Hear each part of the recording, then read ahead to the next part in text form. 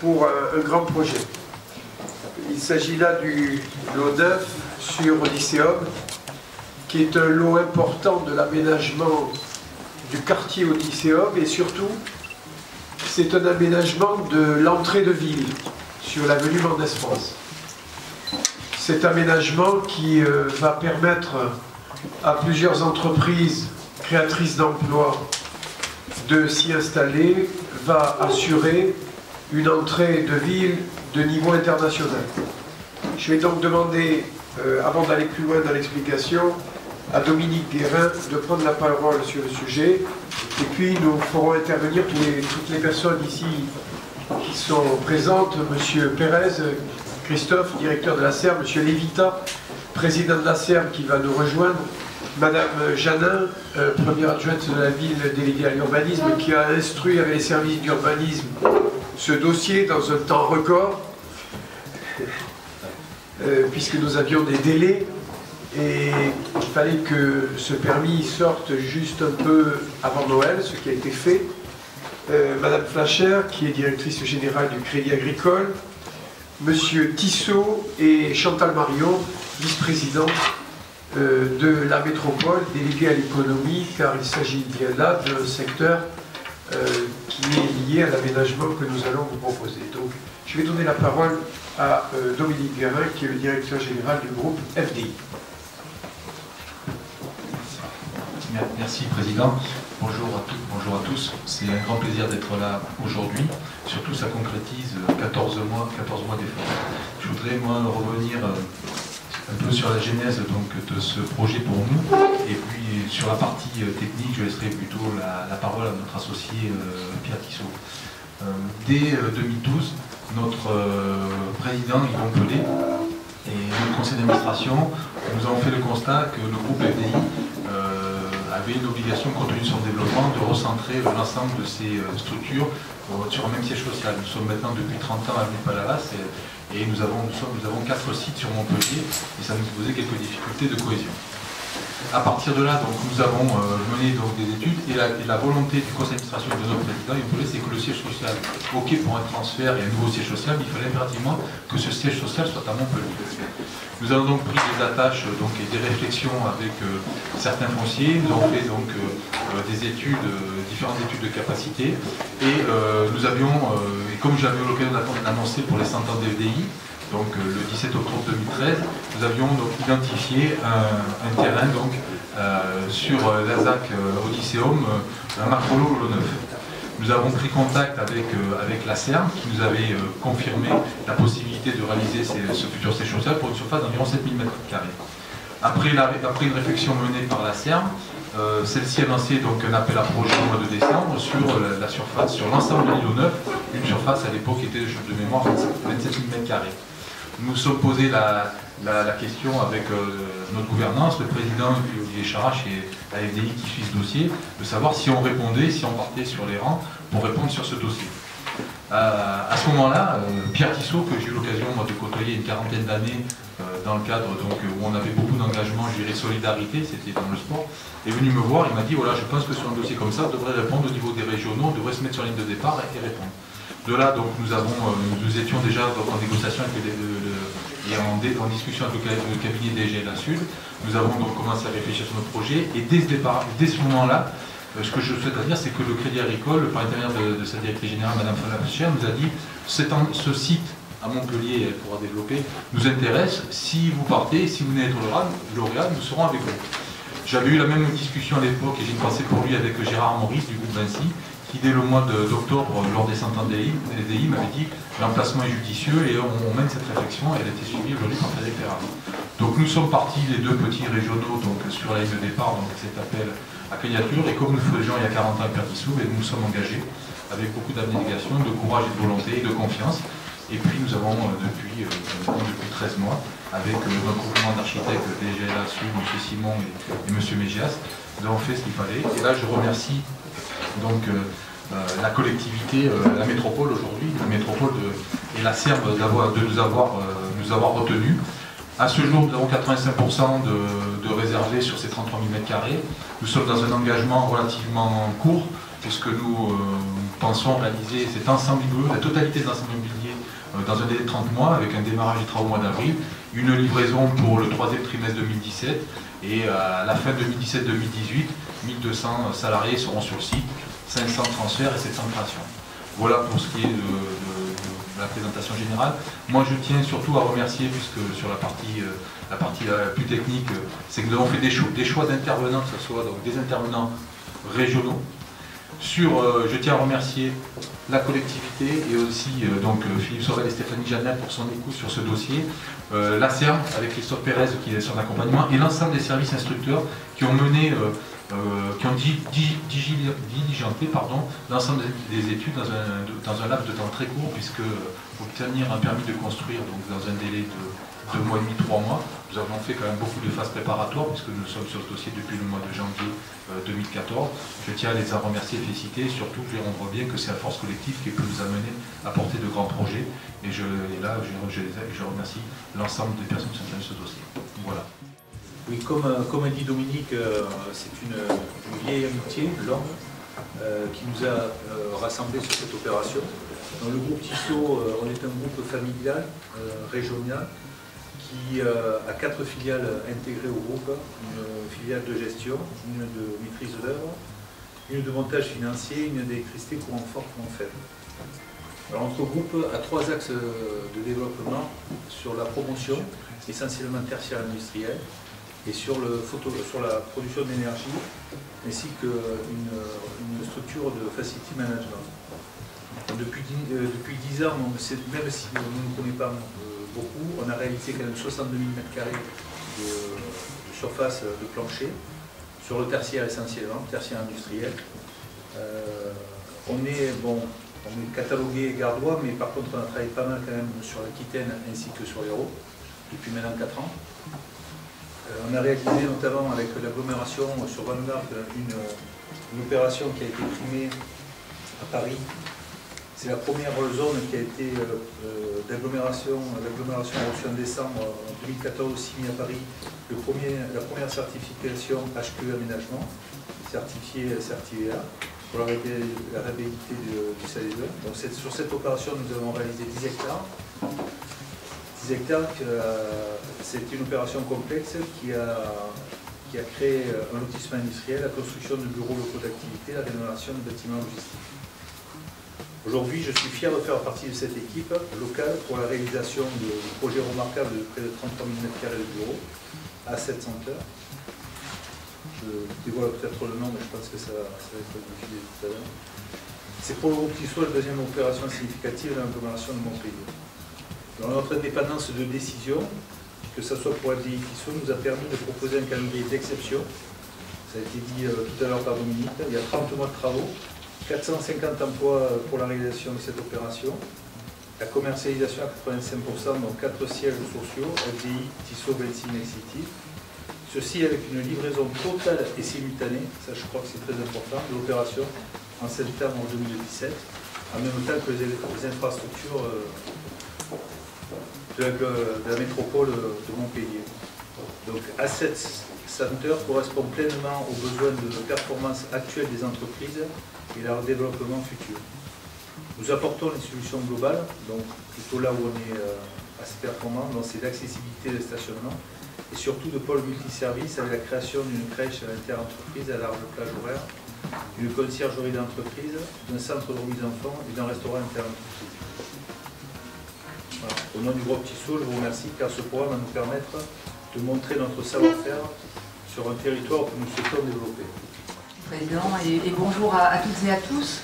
Alors, pour vous dire simplement que nous avons très rapidement effectivement adhéré à ce projet, et cela partait pour nous de la volonté de créer un centre d'affaires sur Montpellier, avec la visibilité qui va avec et l'accessibilité, le parking également facile pour nos clients. Alors en fait aujourd'hui le Crédit Agricole du Languedoc, son siège social est implanté à Morin. Nous sommes un peu plus de 800 aujourd'hui sur ce site, avec les équipes de spécialistes qui travaillent aujourd'hui sur les activités, sur nos clientèles spécialisées. qui sont localisés là. C'est un site qui est relativement peu connu, hein, et nous sommes à l'étroit en fait aujourd'hui, dans la mesure où nous accueillons régulièrement, et ça se densifie aujourd'hui, une partie importante de l'informatique du groupe Crédit Agricole. Donc sur les chiffres que je cite, il y a pas loin de 300 personnes aujourd'hui, 300 informaticiens pour le compte du groupe Crédit Agricole. Voilà, donc un site qui monte en puissance fortement et sur lequel nous sommes aujourd'hui à l'étroit. Donc vous voyez le lien, effectivement, centre d'affaires bien visible, bien accessible, et en même temps ça va nous dégager de l'espace à Morin pour implanter les équipes à venir. Voilà, donc c'est un projet qui est évidemment très intéressant pour nous. Ça va être un centre d'affaires qui va s'adresser aux clientèles banques privées, entreprises. On a des équipes spécialisées également sur les activités immobilières. Ils ont pas mal d'activités immobilières, de la vente de neuf, de la copromotion, de la gestion locative, des choses de cette nature-là. Nous avons des équipes dédiées également sur les entreprises énergie renouvelable. Donc là aussi, c'est une équipe qui va rejoindre ce centre d'affaires. Et puis également nos chargés de clientèle pour les clientèles agriculteurs, mais plutôt entreprises agricoles et agriculteurs entreprenants, donc avec là aussi des équipes dédiées et spécialisées. Voilà, et puis quand on a un projet de cette nature-là, évidemment, on avance en réflexion. Et nous avons également un projet de créer, à côté de notre centre d'affaires, mais vraiment en complète symbiose, un village de l'innovation. Alors ça existe, il s'en est inauguré un à Paris très récemment, ça s'appelle exactement le village by CA. Et donc ce sont des, un site qui est destiné à accueillir des entreprises, des start-up et des entreprises innovantes en création. Hein, donc. Nous sommes donc en train de prendre des contacts avec tout ce qui existe sur Montpellier et qui opère dans ce domaine-là, en fait, hein, pépinière d'entreprise et autres. Parce qu'évidemment, notre volonté, ça n'est pas du tout de se situer en concurrence par rapport à ce qui existe, mais plutôt en complément et amener, je dirais, des forces nouvelles. Hein. Je pense qu'il y a de la place pour tout le monde dans la matière et que les bonnes volontés ne sont jamais de trop pour promouvoir les entreprises innovantes dans la région. Et la particularité de ce site, qu'est-ce qui va faire la différence avec ce qui existe déjà? En tout cas, c'est l'idée qu'on a sur ce sujet-là. C'est tout d'abord que les chefs d'entreprise en question seront en proximité de nos équipes, donc elles peuvent bénéficier bien entendu très directement des compétences qui vont être tout à côté. Et on aimerait également que ce site-là soit construit en partenariat avec un certain nombre de professionnels. Donc ça va pouvoir être des conseils, expertise comptable, conseils financiers, conseils en communication, conseils en ressources humaines, et pourquoi pas également en termes de partenaires, des partenariats avec des entreprises de style IBM ou d'autres partenaires dans le domaine des technologies. Voilà, donc on pense que c'est de nature à créer un écosystème relativement favorable et intéressant pour le développement de la région. Donc voilà l'état du projet qui est en partie bien ficelé et en partie encore en réflexion. Alors, moi je voudrais d'abord vous féliciter. En réalité, je veux vous féliciter. En réalité, ce dossier est un dossier évidemment extrêmement important pour la métropole, puisqu'il s'agit de faire un ensemble de bureaux sur l'entrée de ville. Et je vous félicite parce que rien ne se fait sans partenariat, et je sens dans les propos que vous avez développés qu'il y a un vrai travail de collaboration, un travail d'équipe, qu'on a bien retrouvé. Alors quelques chiffres pour vous donner les délais dans lesquels les choses se passent.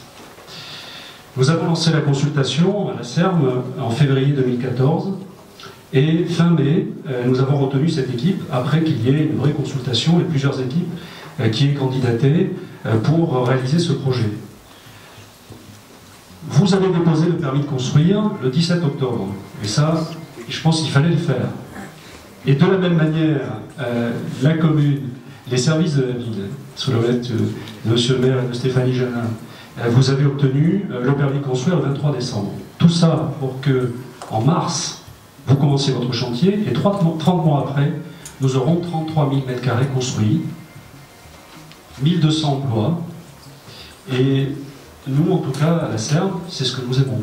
C'est-à-dire que notre travail, c'est de mettre toutes les conditions pour que les entreprises puissent s'installer et aller vite, créer des emplois et soient dans une dynamique du territoire.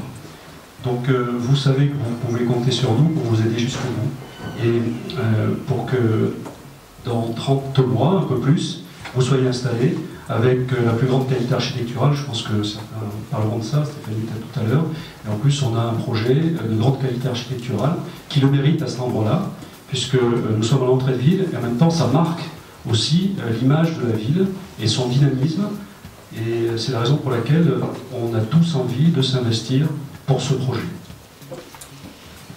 Merci M. Pérez. Max Levita, vice-président chargé des finances à la métropole, adjoint au maire chargé des finances et puis président de la CERN.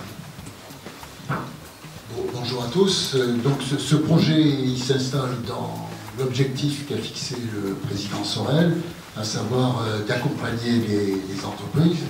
Je voudrais vous rappeler que sur le territoire de la métropole à l'heure actuelle, nous disposons de 14 parcs d'activités sur 1000 hectares, il y a 2000 entreprises et près de 26 000 emplois. Vous ajoutez le BIC, le Business Innovation Center, qui est pionnier en matière d'incubateur d'entreprises technologiques et qui est classé en Europe et dans le monde. Nous avons également 4 hôtels d'entreprise, Cap Alpha, Cap Gamma, Cap Delta, Cap Sigma. Nous avons 2 villages d'entreprise, nous avons 2 ateliers relais. Madame, vous venez de parler de votre volonté d'intégrer le numérique. Vous savez que nous venons d'obtenir le label French Tech dans cet écosystème qui existe à Montpellier et qui marche de façon tout à fait remarquable. Nous avons 1000 entreprises qui exercent leur talent, dont beaucoup sont en développement.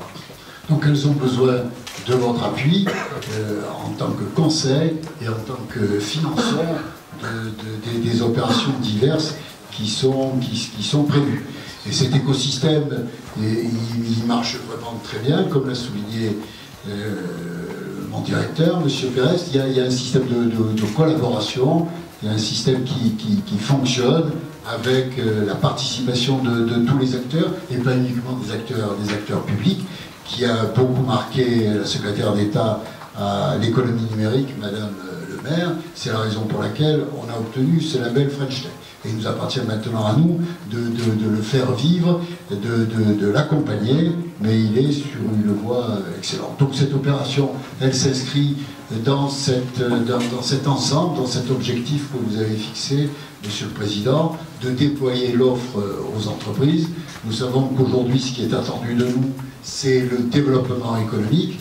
Et dans la situation économique qui est la nôtre, et au niveau national et au niveau français, enfin c'est la même chose, national et français, je voulais dire européen, français et régional, nous entendons jouer la partition qui nous est impartie et que nous devons réaliser. Beaucoup de choses ont déjà été dites, donc je ne reviendrai pas sur les points qui ont déjà été abordés. C'est vrai que je confirme les propos de Max Levita. On a beaucoup travaillé pour l'habitat à Montpellier d'un point de vue de l'urbanisme ces dernières années et décennies. Je crois que l'enjeu majeur qu'on a à saisir aujourd'hui, c'est de travailler comme on l'a fait pour l'habitat, avec autant de réussite, sur l'économie maintenant et l'urbanisme à la fois du tertiaire, bureaux, entreprises et également des activités. Il faut qu'on sache développer des nouveaux modèles d'emploi plus proches des habitants, plus proches des lieux d'habitation. Et je crois qu'ici on a pu avoir un sujet vraiment formidable pour pouvoir travailler tous ensemble. Il est vrai que la ville s'est fortement impliquée sur ce projet qui était porteur d'un enjeu économique majeur et contraint par des délais très importants. Et compte tenu de l'ampleur de l'opération, donc 33 000 mètres carrés, je crois à peu près. C'est l'ampleur du programme de la Mantilla, pour vous donner un exemple, qu'on a présenté il y a quelques jours.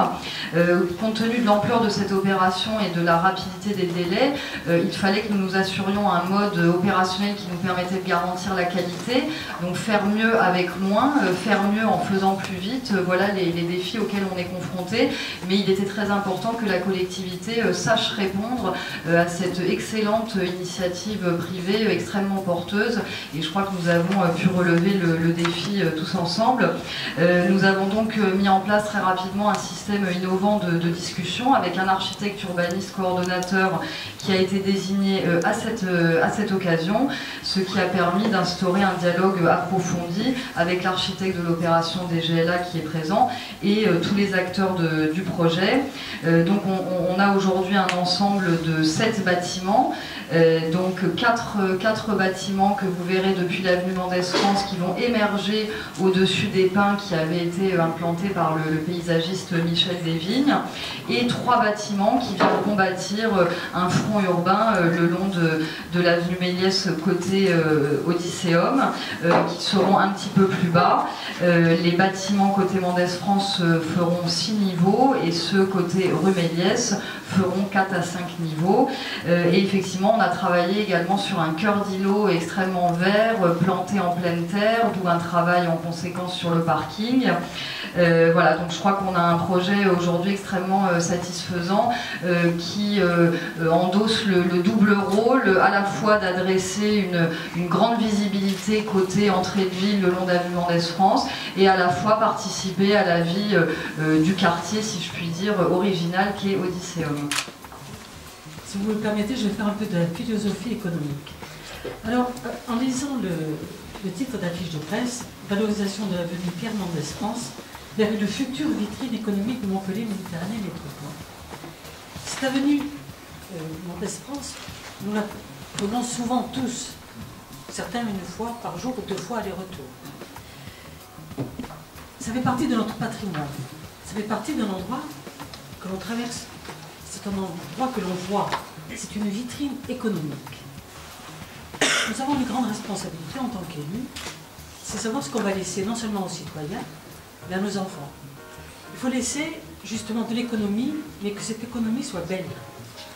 Donc, il faut que le fond et la forme, pour moi, sont indissociables. Alors, effectivement, on va créer quelque chose, mais quelque chose de beau, quelque chose qui va être une vitrine pour Montpellier Méditerranée Métropole et qui, quand même, va nous amener non seulement de l'emploi, on a parlé de 1200 emplois, c'est capital, mais il faut qu'on aille vers un nouveau style d'entreprise. Une entreprise, ce n'est pas des bâtiments mis les uns à côté des autres. Il faut que ce soit une vie. Il faut que les gens qui travaillent dans ces entreprises aient à côté de ça une vie qui leur apporte.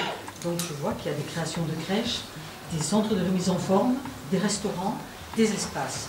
On va vers une évolution des actes, vers une évolution de tout ce qui est entreprise. Et ceci, pour moi, c'est capital. Et puis je remercie évidemment toutes les personnes qui se sont exprimées tout à l'heure, toutes les personnes qui vont rejoindre cet endroit, donc le groupe Vinci, le siège social Tissot, M. Tissot, avec qui j'ai travaillé, évidemment avec son fils, une entreprise familiale. Là, on repart dans un principe d'entreprise familiale. C'est capital, parce que les entreprises, Montpellier est attractif, on attire des entreprises, mais il y a des entreprises qui veulent rester dans la métropole. Je le disais à la dernière conférence de presse, et cela c'est très important. On a pensé au stationnement, ça c'est extraordinaire. Parce qu'on le sait, je vois les personnes avec qui je travaille au fond de la salle, souvent on a des entreprises et puis on ne sait plus où se garer. On ne sait plus comment aller. Là, on saura, il y aura le tramway et on pourra se garer. Donc tout ce travail, je remercie évidemment les personnes qui ont travaillé là-dessus, Stéphanie Jana entre autres, on réfléchit, on est dans un nouveau système pour aborder l'entreprise. Et ce projet est un très bon projet que je soutiens énormément et on accueillera avec plaisir toutes les entreprises et toutes les personnes qui vont habiter et vivre dans ces entreprises. Voilà, Monsieur le Président, ce que j'avais à dire. FDI, avec qui, Dominique Guérin, nous travaillons en confiance depuis de longues années, sous la présidence de Yvon Pelé aujourd'hui, sous la présidence de mon ami Marcel Vidal, sénateur-maire de Clermont-Lérault, avant-hier. Avec M. Tissot et l'entreprise Tissot, qui transfère également son siège social de Nîmes à Montpellier. Vinci qui installe son siège social. Nexity qui installe également son siège social. 5 sièges sociaux de grosses entreprises qui viennent s'installer dans le quartier d'Odysseum sur l'îlot 9. Cela représente 1200 emplois et cela représente 700 créations d'emplois. Chantal Marion l'a dit, un gros travail a été fait sur le parking. Les parkings intégrés dans le projet architectural, mais aussi la convention qui a été passée avec le parking Circé qui existe actuellement à Odysseum. Cela a été une des priorités pour l'organisation des entreprises qui viennent s'y installer. Alors je voudrais aller rapidement à l'essentiel, parce que l'investissement d'abord, qui a été de 60 millions d'euros, est un énorme investissement pour les entreprises. C'est de la valeur ajoutée en termes économiques. Vous le savez, notre métropole n'a pas d'industrie. Ce n'est pas Toulouse, mais elle a d'autres atours, liés, comme l'a dit Max, à la French Tech, au tertiaire, à la recherche, l'innovation, aux sièges sociaux des entreprises, aux grandes administrations. Il est d'un devoir impérieux pour nous que de les aider à rester et à s'installer sur notre territoire. L'enjeu pour nous, dans la réforme territoriale, il est là. Hier soir, en conseil de métropole, nous avons voté un vœu qui sera également voté à la métropole de Toulouse, indiquant que le maire de Toulouse devait s'occuper de Toulouse et que le maire de Montpellier devait s'occuper de Montpellier, mais tout cela dans un esprit de respect mutuel. Toutes les métropoles n'ont pas eu cette délicatesse entre elles dans les futures grandes régions. Nous l'avons fait parce que nous avons conscience des enjeux. Et quel que soit notre positionnement politique, aux uns et aux autres, nous devons garantir aux acteurs du territoire une certaine longévité, un œil bienveillant sur l'activité. Parce que sans activité, il n'y a pas de métropole. Les 6 piliers que nous avons décernés à la métropole de Montpellier, la santé, le numérique, la mobilité, le tourisme, l'agroécologie, l'alimentation, la culture associée à l'enseignement supérieur, sont des piliers qui sous-tendent l'activité économique. Et l'essentiel des services de la métropole sont liés à l'activité économique.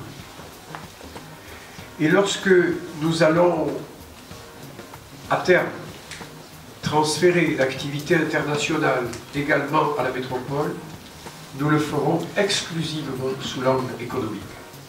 Les jumelages, c'est sympa, mais aujourd'hui, il faut être sympa, mais surtout acteur du développement économique des territoires. Nous allons donc reprendre tout cela et le réorganiser afin de donner à la métropole de Montpellier 2 grands terrains de jeu. Un terrain de jeu naturel administratif, celui de la grande région qui vient d'être créée. Et un terrain de jeu naturel qui est facultatif, mais qui pour nous est vital. C'est celui de la Méditerranée et des grandes villes et métropoles de la Méditerranée. En confortant les entreprises de notre territoire, nous lui donnons une puissance de feu supplémentaire. Nous veillons sur lui avec des yeux de chimère. Et nous avons pour lui toute la délicatesse que nous devons porter sur des projets de cette ampleur. Un projet comme celui-ci peut tomber pour une série de détails incroyables. Eh bien, charge à nous, collectivités, de veiller et au service, et je profite pour remercier les services d'urbanisme de la métropole, M. Nurit qui est présent, et à la ville, M. Ailleret, M. Jossoui, qui ont fait sur ce dossier un travail formidable, sous la conduite de M. Christian Finat, directeur général des 2 administrations. Afin de sortir dans les temps et sans encombre cet énorme projet qui va donner à la ville un signal. Il me semble, Madame Janin, que les émergences doivent voisiner les 40 mètres. Oui, c'est à peu près ça. C'est à peu près ça, 40... parce qu'en fait, le niveau, la hauteur dépend des contraintes aéroportuaires. Et plus on s'approche de l'aéroport, plus la hauteur est limitée. C'est la raison pour laquelle, sur Odysseum, on ne peut pas faire de nouveaux stades de foot, à moins de pouvoir l'enterrer, ou d'en enterrer une partie. Donc on est à 30-35 mètres sur les émergences, et lorsqu'on arrive sur l'avenue Raymond Dugrand, sur la place Pablo Picasso, les émergences sont à 45 mètres, parce que c'est déclive, parce qu'on descend. Donc on gagne un peu de temps, un peu d'auteur. Un peu de temps aussi. Voilà, il y avait beaucoup d'enjeux sur ce dossier, et je crois que chacun va jouer sa partition en temps réel, ce qui nous permet aujourd'hui de pouvoir faire cette annonce, qui est une belle annonce, et qui est en termes d'architecture, en termes de paysage urbain, mais surtout en termes économiques et en termes de création d'emplois. Ce projet n'aurait jamais pu voir le jour si nous ne l'avions pas réalisé dans une confiance réciproque. Confiance avec le groupe FDI Tissot, que je connais depuis longtemps et avec qui j'ai des relations personnelles, parce que nous nous connaissons bien, nous avons travaillé ensemble à l'urbanisme. Et lorsque c'est blanc, et lorsque c'est noir, c'est noir. On arrive à être efficace. Confiance avec vous, Madame Flacher, directrice régionale du Crédit Agricole, parce que vous avez répondu présente sur tous les engagements. Et nous vous en remercions. La métropole de Montpellier vous en remercie. Et puis également Nexity et Vinci, puisque la discussion avait déjà débuté avec Gérard Maurice du temps où il était parmi nous. Voilà, donc c'est un processus qui a commencé sous Jean-Pierre Moore, et je le remercie de l'avoir initié, et qui se poursuit et aboutit aujourd'hui avec le projet qui aujourd'hui est en passe d'être réalisé. Nous, notre entreprise FDI, pour nous, c'est 4500 m². Nous avons après des filiales qui vont prendre le sol. Tissot, Nexity, c'est 3000 m². Le groupe Vinci, en utilisation directe, ça doit être 3500, 4000.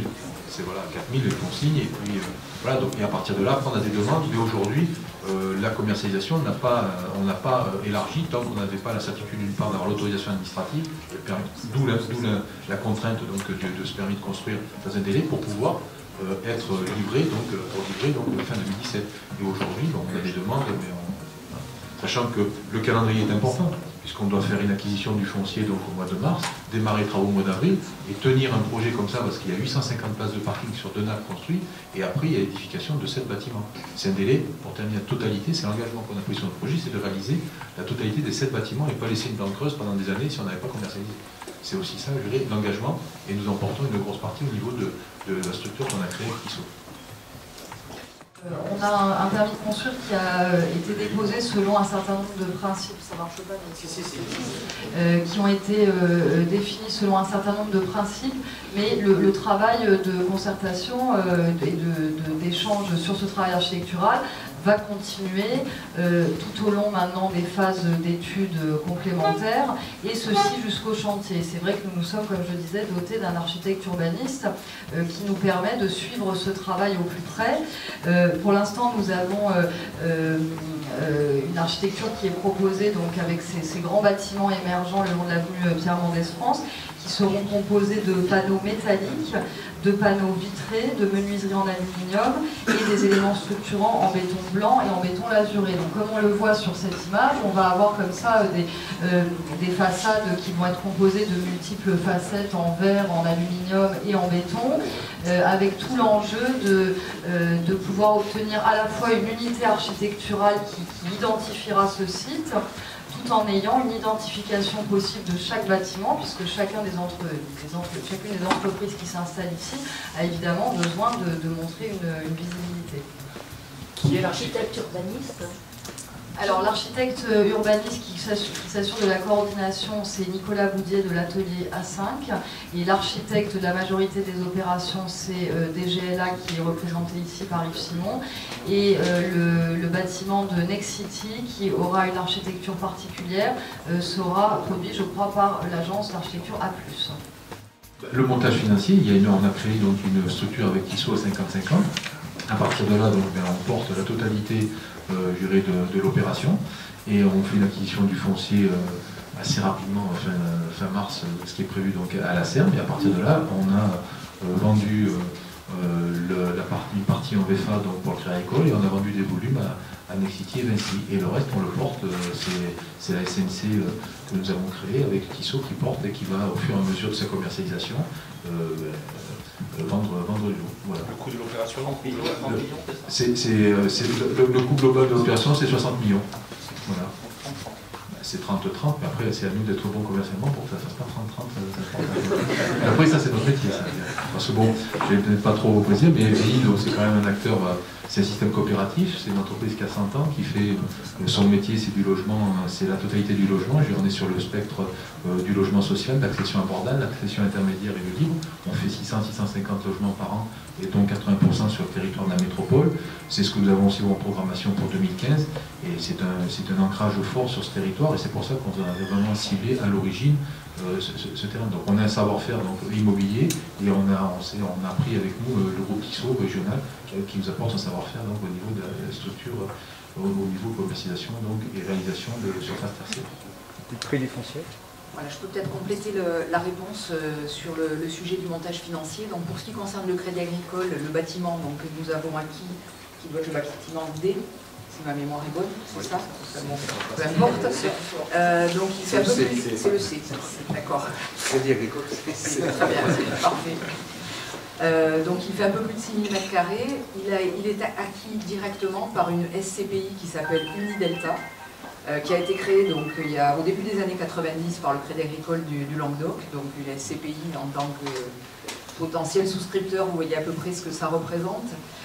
Cette SCPI, aujourd'hui, elle porte à peu près 220 millions d'encours. Et donc c'est une SCPI créée à l'origine par le Crédit Agricole du Languedoc, et maintenant les caisses régionales du quart sud-est de la France sont partie prenante également. Donc on commercialise les parts auprès de nos clients. Et je tiens quand même à dire que cette SCPI porte des bâtiments pour à peu près le quart du chiffre que j'ai cité sur la métropole de Montpellier. Voilà, donc c'est cette SCPI qui a acquis les locaux. Et nous en serons locataires donc, au niveau du Crédit Agricole du Languedoc pour à peu près la moitié, 2000 m² pour notre centre d'affaires, et on prévoit à peu près 1000 m² pour le village de l'innovation. Voilà, donc là aussi c'est un montage un petit peu particulier, et voilà, donc ce sont ensuite des parts de SCPI qui sont commercialisées auprès de nos clients avec le produit bien connu des SCPI. Et le prix du foncier donc Le foncier, c'est à peine un peu plus de 10% du coût d'investissement global. Le foncier, évidemment, est complètement aménagé, équipé, donc ils n'ont plus qu'à venir se brancher pour réaliser l'ensemble des équipements. Et le prix donc la question. Un peu plus de 10% de l'investissement global, on vous a dit 60 millions tout à l'heure, donc en fait on est à 7 millions. Le solde, sur ce qui reste à commercialiser, il doit rester, on est à 85%, il doit rester 6500, 7000 m², pas plus. Tout le reste est pris. Voilà. Et nous, à titre d'exemple, nous, FDI, on a un bâtiment de 7000, on est en petit déjà entre 4000 et 4005 dans le recentrage de l'ensemble de nos activités, parce que nous avons actuellement notre siège social à Nuit-Palavas, nous avons pratiquement 900 m² sur la zone de l'aéroport où nous sommes en location, et nous avons encore notre site où nous reconcentrons, je dirais, l'ensemble de nos effectifs pour aussi une cohésion au niveau de nos équipes, une cohérence aussi au niveau des coûts. L'opération que porte Nexity à travers le système IOUT, c'est ça, Ossature-Bois, ça va être essentiellement sur l'immeuble de Nexity qui est fait, où c'est un système de location de bureaux à la journée, à la semaine, au mois, et ça s'intègre complètement dans les services complémentaires qui se trouvent sur le côté, vers la crèche, etc. Et je crois que c'est assez... Nexity serait peut-être plus facile de s'exprimer là-dessus, puisque c'est eux qui portent ce projet. Je crois que c'est national et international dans votre système. directeur général. En fait, Nexity a développé effectivement une marque qui s'appelle Blue Office, qui correspond à des centres d'affaires. Donc il y a 5 premiers centres d'affaires Blue Office qui ont été ouverts en Ile-de-France aujourd'hui. Je rejoins, si vous permettez, ce qui a été dit, effectivement. C'est quelque chose qui marche très bien dans les pays anglo-saxons, près justement des aéroports, des endroits stratégiques, où peuvent se rencontrer rapidement une journée, une après-midi, des personnes qui viennent de différents coins de la France ou même de l'Europe, et de façon à pouvoir louer à un moment donné, à un moment précis, un endroit équipé où ils peuvent être connectés rapidement et se rencontrer. Et ça fait parfaitement de la logique à l'heure actuelle, où au sein de l'entreprise, il faut qu'il y ait ce genre d'endroit. Nexity souhaitait développer un programme particulier, une architecture particulière. Bon, il en parlera mieux que moi. On a eu donc un projet qui était porté par différents acteurs, avec chacun leurs besoins, leurs souhaits, leurs envies, que ce soit en termes de programme, d'architecture. Donc nous, si vous voulez, on a pour rôle d'être un ensemblier de ça et un facilitateur de l'opération, tout en garantissant la qualité générale qui est de notre responsabilité d'élu, comme le rappelait Chantal Marion. Et c'est aussi pour cette raison qu'il m'a semblé particulièrement nécessaire de désigner très rapidement un architecte urbaniste dont le rôle est justement de mettre en musique toutes ces différenciations qui sont de bonnes choses parce qu'elles identifient chaque entreprise tout en ayant une cohérence d'ensemble sur le site, et je pense que c'est tout à fait compatible. Est-ce que vous craignez pas d'une nouvelle fois de continuer dans la spécialisation des zones plutôt que d'avoir une mixité à la fois commerce, habitation et... Alors ça, c'est l'origine même du projet d'Odysseum qui est contraint par la contrainte de réglementation liée à la présence de l'aéroport. On ne peut pas faire de logement à cet endroit-là. On peut le regretter collectivement, mais c'est une donnée réglementaire. En même temps, on est quand même en centre-ville, c'est-à-dire qu'on est très proche des zones urbaines et d'habitat, y compris l'ensemble des projets que l'on a le long de l'avenue du Grand. Il suffit de prendre le tramway, on y est en 3 minutes et demie, donc on est vraiment dans le cœur de l'île. Il y a toute une zone justement à Odysseum, on l'a vu sur la carte tout à l'heure, je ne sais pas si on peut la remettre, peut-être qu'on verra bien près de l'autoroute, qui je crois appartient à l'Aglo. Il était question peut-être de faire une extension d'Odysseum avec un nouveau pôle ludique. Voilà, c'est le beau qu'on voit juste à côté à gauche de la 9 en jaune. Ouais. Il était question d'agrandir Odysseum, de faire un grand pôle ludique. Est-ce que c'est toujours dans les cartons, ou est-ce que justement ce sont des zones qui pourraient servir pour faire d'autres types d'infrastructures comme celles qu'on présente aujourd'hui? C'est vrai que je vous remercie de parler de ce terrain, enfin ce lieu plutôt, parce que là on est au-delà de la notion de terrain. C'est un endroit magnifique pour ceux qui le connaissent. C'est notre paysage d'entrée de ville, c'est une identification de notre entrée de ville, de métropole, donc c'est extrêmement sensible. Donc pour l'instant, c'est vrai qu'il y a beaucoup de programmes qui ont été proposés, imaginés sur ce terrain. Et je crois qu'aujourd'hui, Monsieur le Président et moi-même sommes tout à fait d'accord pour dire que c'est une pépite et que cette pépite, on la réservera à une autre pépite. On est très sollicité, comme vous l'imaginez, sur ce terrain, donc évidemment nous menons des réflexions et nous réagissons par rapport aux propositions qui nous sont faites. Et aujourd'hui, on a forcément un contour qui commence à se dessiner. Mais je crois qu'il faut aussi que nous gardions la capacité à recevoir des programmes qu'on ne connaît pas aujourd'hui ou dont nous ne sommes pas nous les instigateurs. Il faut que notre métropole soit capable demain d'accueillir une entreprise exceptionnelle qui souhaitera s'implanter sur notre territoire. Et ce terrain-là est typiquement fléché comme un des terrains devant rester en capacité d'accueillir quelque chose d'exceptionnel. Exceptionnel, alors si vous voulez citer des thématiques, effectivement en termes d'emploi, en termes de qualité de paysage, en termes d'innovation quant aux nouveaux modes de vie. Mais aujourd'hui, ce programme, on ne l'a pas exactement en tête et c'est une très bonne chose. On est tous à plein temps ici. On fait de la politique par passion. Et on arrive à réunir des équipes dans l'administration qui sont animées du même feu intérieur. C'est pour ça qu'en 10 mois, on a fait des milliers de choses. et je remercie tout le monde, les élus et l'administration. Même si ça passe par un certain nombre de modifications dans les services, c'est normal. Aux États-Unis, c'est simple.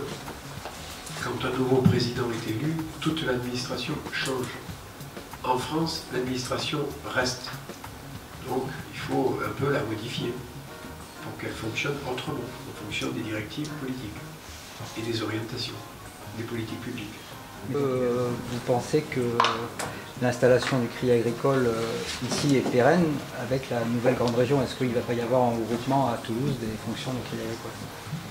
Alors c'est une question qui m'est systématiquement posée et c'est bien naturel. Donc il faut que vous sachiez que le Crédit Agricole du Languedoc, je ne vais pas parler de mes voisins, chacun parle pour soi, il a un premier atout, c'est d'être sur une région qui est très dynamique et très attractive. Donc déjà, quand on est une entreprise, je pense que de savoir à quel marché on s'adresse et être sur un marché dynamique, c'est quand même un premier critère qui est excessivement important. Le second point important, c'est que nous sommes une entreprise qui a la taille critique, puisque le Crédit Agricole du Languedoc en France, dans le concert de l'ensemble des caisses régionales de Crédit Agricole, c'est la 4e caisse régionale. Voilà, et en termes de taille critique, il n'y a pas la moindre difficulté. Nous avons des parts de marché relativement importantes sur ces 4 départements et pas de difficulté par rapport à ça.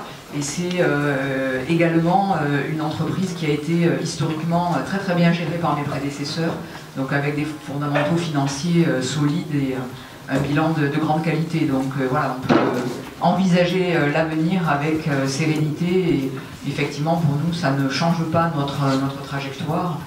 Voilà, après qu'est-ce qui se passera dans 10 ans, dans 15 ans, là je suis peut-être moins à l'aise pour répondre avec autant de conviction, mais voilà. Aujourd'hui, donc, il n'y a pas de projet de la Direction nationale du Crédit Agricole de suivre la réforme territoriale. Voilà, d'abord, premier point, ces projets ne sont pas de la Direction nationale du Crédit Agricole, mais ça se passe en région, puisque nous sommes une fédération d'entreprises indépendantes. Je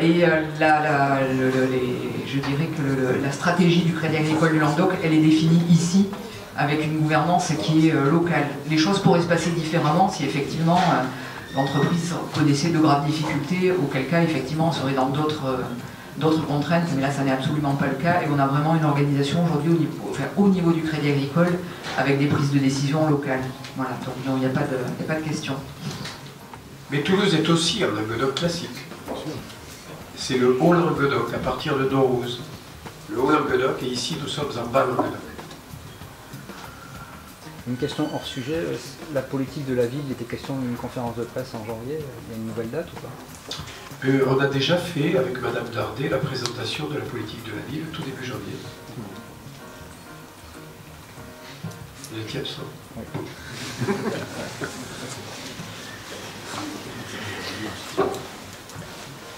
Il y a tout sur le net.